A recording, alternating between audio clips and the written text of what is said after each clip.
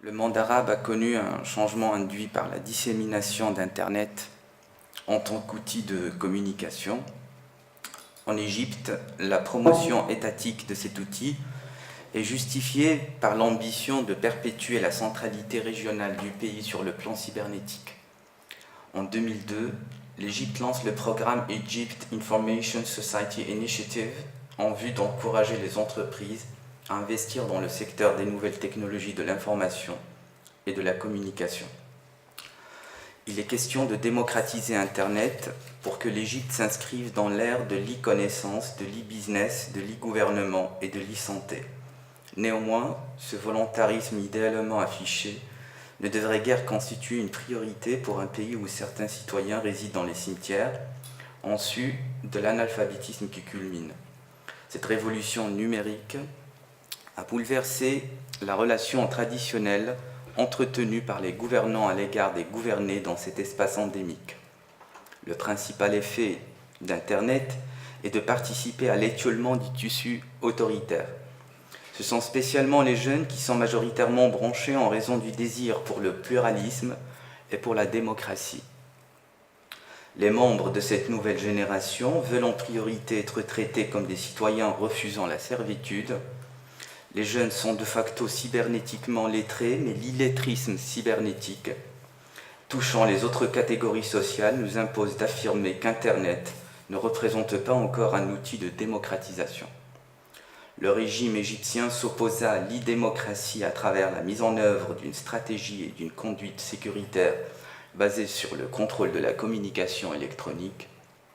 Pour ce faire, l'État sécuritaire a mis en place un bataillon d'agents dont la mission consiste à installer la phobie au sein des différents espaces cybernétiques, appelant à être traités comme des adultes responsables.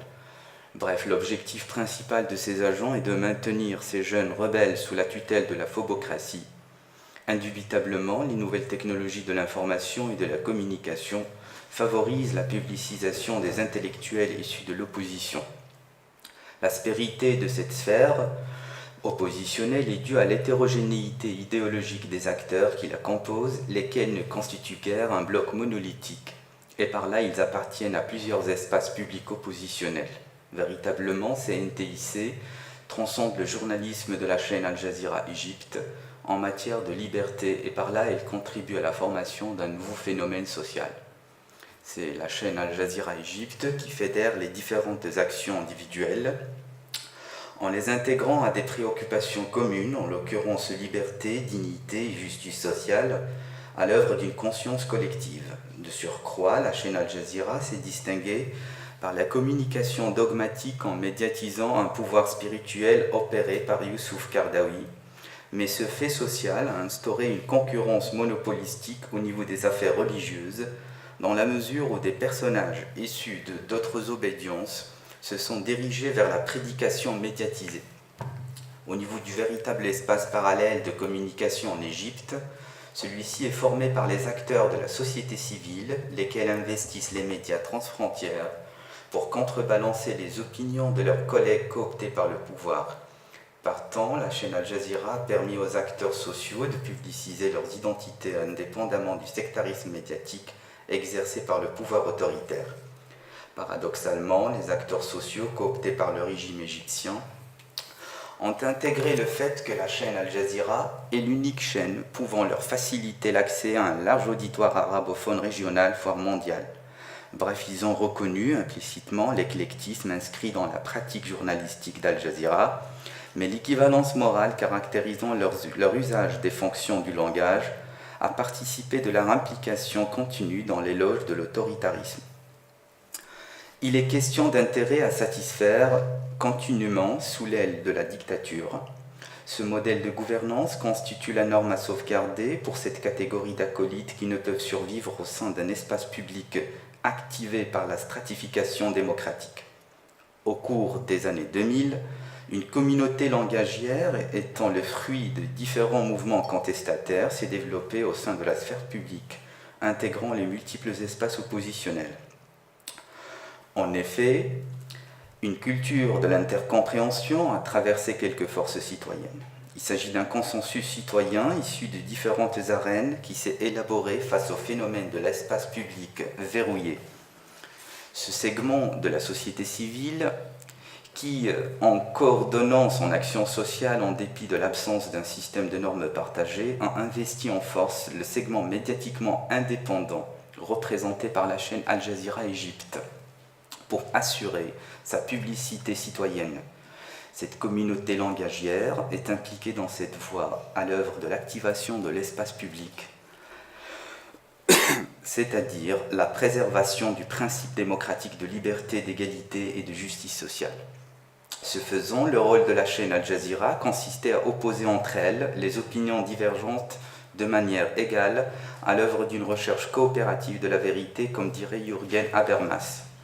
De facto, les journalistes de la chaîne Al Jazeera participent de l'émergence d'une sphère politique basée sur la symétrie dans l'action citoyenne. En outre, le principe de l'éthique du dialogue se médiatisant sur la chaîne Al Jazeera Égypte n'est pas partagé par les chaînes égyptiennes privées, dans la mesure où un participant à un débat télévisé peut être accusé de trahison envers son pays dès lors qu'il critique explicitement la confluence de la sphère militaire et le secteur économique. Partant, toute voix étant susceptible de déranger le pouvoir en place se voit marginalisée, voire exclue de l'espace médiatique national, alors que la voix qui arrange le pouvoir se voit hégémonique. Tout bonnement, le journalisme égyptien n'est pas en mesure de reconnaître des acteurs nouveaux dans l'espace public médiatique en raison de la phobocratie imposée par l'État sécuritaire. Par ailleurs, la chaîne Al Jazeera Égypte a été une pionnière en matière des nouvelles technologies de l'information et de la communication en tant que modèle d'action communicationnelle intégré au rôle fonctionnel de ce média. Cette méthode d'approche facilite le stockage de données relatives à la réalité sociale et plus précisément l'analyse microsociologique des interactions sociales. La chaîne Al Jazeera Égypte estime judicieux d'adhérer à cette ère technologique riche de possibilités à l'œuvre de la liberté d'expression. De surcroît, le flux informationnel s'est continuellement accentué grâce aux médiations liées au brouillage des frontières entre NTIC et la chaîne qatari Al Jazeera. Il s'agit d'une véritable mutation jalonnée par l'intégration de nouveaux acteurs sociaux marginalisés. Véritablement, cette approche sociologique au croisement des médias permet aux spécialistes d'étudier l'espace public en mutation. Bref, la chaîne Al Jazeera Égypte a médiatisé de manière intense les médiations liées aux différents éléments constitutifs de l'espace public égyptien. Indéniablement, la médiatisation des NTIC a facilité l'adhésion des citoyens à l'agir communicationnel à travers la publicisation des idées et des opinions. En revanche, les chaînes privées égyptiennes ont investi le champ des NTIC en vue d'intensifier les rumeurs, contribuant à fragmenter davantage les différentes sphères représentatives de l'espace public égyptien. Somme toute, les NTIC ont consolidé le dispositif médiatique nécessaire au fonctionnement durable de l'espace public. Ipso facto, militants associatifs, hommes politiques, droits de l'homiste et décideurs du monde économique ont eu la possibilité de publier leurs idées sans restriction grâce à la contribution des NTIC dans la production médiatique à l'œuvre de la démocratie participative. La chaîne Al Jazeera Égypte a transcendé l'espace médiatique en jouant le rôle d'activateur de la liberté d'expression, en suscitant l'intérêt de l'action citoyenne au sein de l'espace public. Quant aux nouvelles technologies de l'information, il est question d'un modèle d'action qui accompagne mutatis mutandis l'espace médiatique dès le début des années 2000.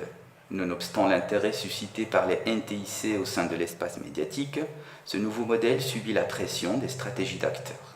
Partant, la communication moderne médiatisée paraît ambiguë car cette sphère technologique productrice des messages a contribué à la fragmentation des différents éléments appartenant à l'espace public oppositionnel. En effet, le nombre croissant des acteurs producteurs des messages brouille les repères sur la pratique professionnelle de ceux-ci. Or, la rencontre des NTIC avec le journalisme de la chaîne Al Jazeera Égypte crée un modèle communicationnel plus hétérogène à l'œuvre de messages limpides. Partant, ce modèle Ce média s'est distingué par son action communicationnelle visant à rassembler les multiples espaces partiels à l'œuvre de la constitution d'un espace public basé sur une logique sociale de la communication. Somme toute, l'ère des chaînes privées en Égypte s'est appuyée sur un réseau de complicité mêlant la classe dirigeante et les magnats des médias. Par conséquent, le corps journalistique des chaînes égyptiennes constitue une ressource potentielle pour la sphère dominante. Leur pratique journalistique est animée par l'intérêt mercantile visant à produire des messages dénués de normes. Il s'agit de mercenaires engagés pour le plus offrant pour saper les fondements d'éventuels espaces alternatifs. Bref, ils ne reconnaissent que la catégorie sociale, jurant fidélité au symbole de l'autoritarisme économique, militaire et politique. C'est in fine les masses populaires victimes de l'ignorocratie et de l'appauvrissmocratie que le régime égyptien espère coopter à travers le matraquage médiatique. L'objectif global ne visait pas l'insertion de ce public citoyen dans la vie politique et ou civique, mais la politique médiatique va à l'encontre de tout investissement dans le capital social. Ce faisant, l'espace public en Égypte s'est situé dans un entre-deux médiatique, c'est-à-dire entre d'un côté les médias privés cooptés par les magnats des médias et l'État sécuritaire, et de l'autre côté la chaîne qatari Al Jazeera Égypte en confluence avec les différentes sphères de l'espace public. Ce média qatari a légitimé le rôle des dissidents égyptiens et des réfugiés politiques. Il a valorisé des figures intellectuelles abordant le fonctionnement de l'espace public au niveau sociétal et politique. Bref, on a médiatisé la défiance politique du segment militant pour la liberté au sein de la société civile tout en mentionnant le caractère non violent de sa lutte. Rappelant que ce segment dissident n'est autre que le mouvement Kifaya, le mouvement du 6 avril, le mouvement des frères musulmans et le mouvement des juges pour l'Égypte, tous sont dotés d'une culture de la dissidence à l'œuvre de l'action accompagnant les mouvements de protestation. En se médiatisant, ces mouvements ont réussi à transcender les efforts déployés par les chaînes privées égyptiennes pour fabriquer le consentement à l'œuvre de la maîtrise totale de la pensée. La chaîne Al Jazeera Égypte a sapé la stratégie médiatique du régime autoritaire visant la falsification de l'histoire dès lors qu'elle médiatise les protestations constitutives d'une tribune publique devant le syndicat des journalistes. Assurément, l'institution de cette fonction tribunicienne a eu un impact sur l'activation de la chose publique. Les chaînes égyptiennes se concentrent sur des problèmes secondaires contribuant à manipuler la sphère sociale en vue de sa dépolitisation. Cette politique s'est accompagnée d'une politique ignorocratique et de l'appauvrissement du débat politique. Paradoxalement, l'information médiatisée par ces chaînes privées ne se faisait point en fonction de l'intérêt des magnats des médias et ou des annonceurs, mais relevait de l'intérêt particulier tracé par l'État profond. Autrement dit, il s'agit d'une entente entre le capital des investisseurs et le pouvoir de l'État pour se protéger mutuellement. Ceci dit, la survie de la chaîne Al Jazeera ne dépend pas des revenus publicitaires, elle demeure néanmoins une arme stratégique entre les mains de la diplomatie qatari. Certes, l'intérêt de l'État qatari constituait chemin faisant un objectif stratégique pour la ligne éditoriale d'Al Jazeera, mais les besoins des peuples arabes s'inscrivaient parallèlement dans le cadre d'un objectif tactique, d'où la continuité de sa légitimité. Dans les deux cas, l'abdication du journalisme audiovisuel devant la sphère dominante est limpide. Le fait de soustraire la chaîne Al Jazeera au contrôle des magnats des médias et au financement par la publicité ne représentait pas un facteur structurel pour avoir un espace public qatari indépendant de l'État émirien. Quoi que l'on dise sur l'honnêteté des journalistes d'Al Jazeera, ils constituent des éléments faisant partie du réseau institutionnel du régime qatari. Leur liaison avec le pouvoir ne renvoie pas au rapport de clientélisme que vit le journaliste qatari se professionnalisant au sein de la première chaîne nationale Qatar TV, par exemple, et encore moins au journaliste égyptien dont la pratique est assimilable à celle du mercenaire. En d'autres termes, le journaliste d'Al Jazeera est un professionnel nomade, ne s'attachant pas à une longue carrière au sein de la même institution médiatique.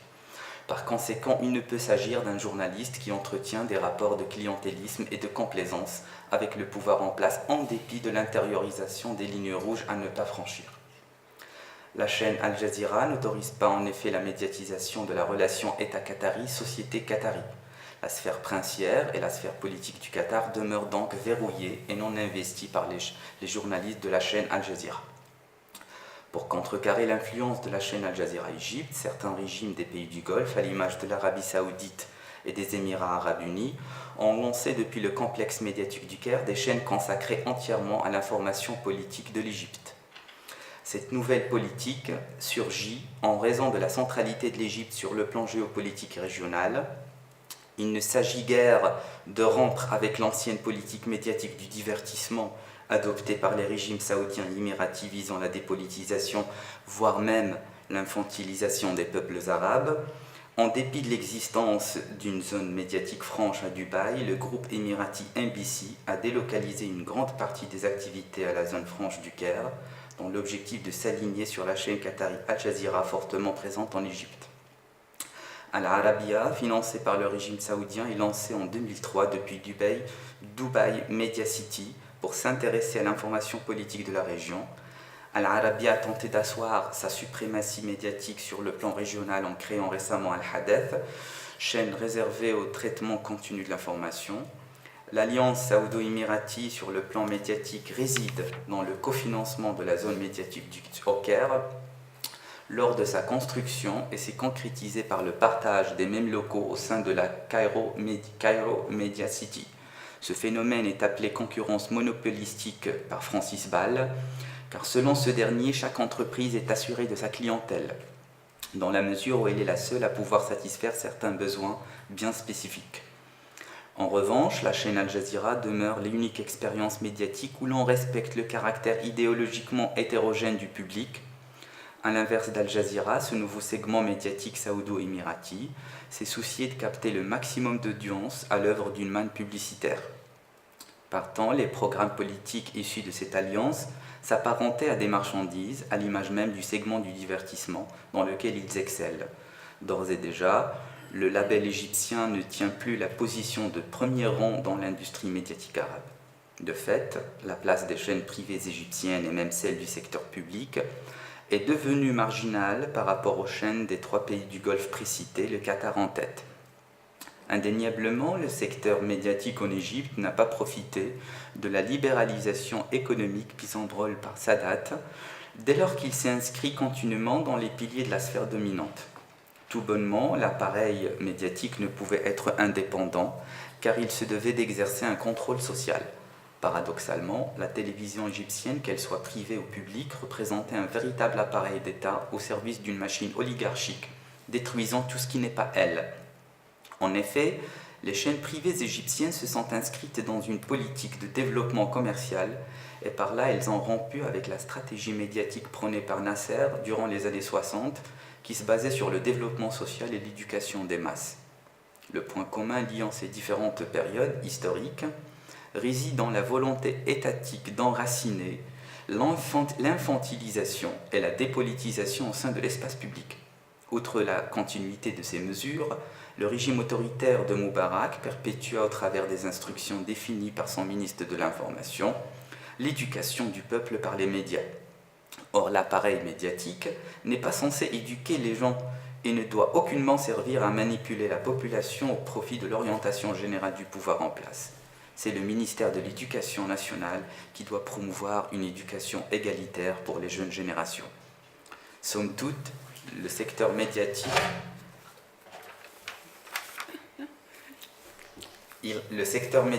reste un instrument de l'action sociale du régime égyptien, ce qui relève du paradoxe dans la politique ignérocratique mise en branle par le secteur médiatique en parallèle avec l'appauvrissement entretenue par l'État. Comment un régime autoritaire qui appauvrit un segment important de son peuple parvient-il à appliquer une politique ignérocratique à travers les médias, alors que l'abonnement mensuel pour un foyer égyptien s'élève à 80 livres en 2005, ce qui représente environ la moitié du salaire d'un fonctionnaire. Citation prise par Touria Guabès.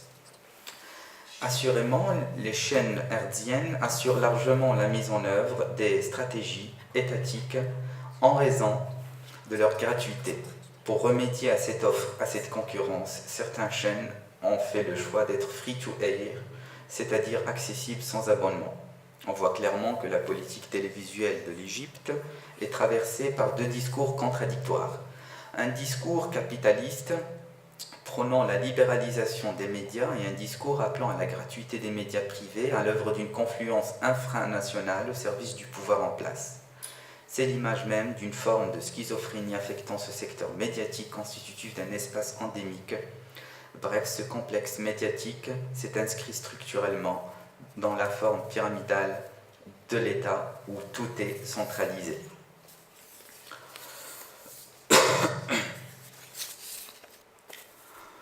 Donc, j'aurai pas le temps de tout terminer, donc il me reste... Oui, d'accord. Donc, pour conclure, l'honnêteté en journalisme signifie tout bonnement l'existence d'au moins deux opinions différentes à l'œuvre de la vérité émergeant des débats équilibrés. Quant à la notion d'objectivité, celle-ci implique un idéal et des ancrages absolus comme le fait observer Géraldine Mühlmann. Au vu de la pratique journalistique au sein de la Media City, nous avons observé une forme discursive commune s'agissant de l'espace public oppositionnel non coopté. Partant, les leaders de l'opposition non cooptée demeurent sans statut aux yeux des journalistes qui se situent dans une position de supériorité à travers l'adoption d'un discours satirique. Il s'agit d'une satire où l'on critique de manière morbide un opposant politique qui est toujours absent.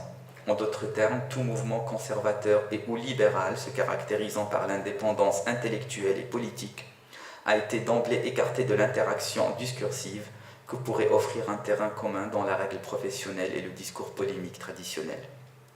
De fait, l'espace public oppositionnel non coopté a trouvé refuge auprès de la chaîne Al Jazeera prioritairement en raison de la création de la chaîne Al Jazeera Égypte. Cette chaîne qatari ayant opté pour la délocalisation contrairement à la chaîne mère, Al Jazeera a adopté une ligne journalistique entièrement indépendante des contraintes imposées par le régime égyptien. Cela démontre que l'autoritarisme économique a transcendé relativement l'autoritarisme sécuritaire dans une période politique distinguée par la mollesse dictatoriale. Enfin, la liberté d'expression citoyenne propulsée par la chaîne Al Jazeera Égypte a côtoyé la liberté d'expression commerciale des chaînes privées détenues par la sphère patronale en Égypte. Merci.